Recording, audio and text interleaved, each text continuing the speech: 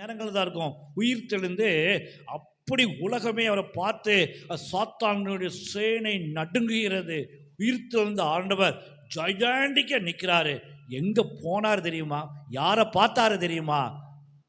வசதி படைச்சவங்கள பார்க்கல, அவருக்கு சேலஞ்சா இருந்தவங்கள பார்க்கல, அவரை அடித்தவர்களை பார்க்கல, அந்த அவரை யார் ஒப்பு கொடுத்தாங்களோ அங்க போய் பார்க்கல. 3 முறை அவர் நிராபராதி என்று சொல்லப்பட்டு எங்க மேலேயும் என் பிள்ளைகள் மேலேயும் வரட்டும்னு சொன்னாங்களே, அவங்கள போய் பார்க்கல. பிலாத்துவ பரபாச விடுதலை பண்ணினாங்களே, அது கொடூர மக்களை போய் பார்க்கல.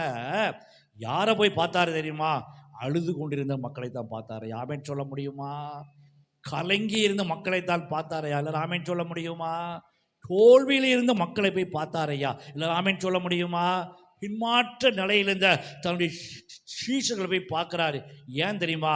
உயிர்த்தெழுந்த வல்லமையும் எங்கே ஆண்டவருடைய உயிர்த்தெழுந்த வல்லமை தேவைப்படுகிறதோ அந்த மக்களும் தான் ஒன்றாக என்ன செய்ய முடியும்?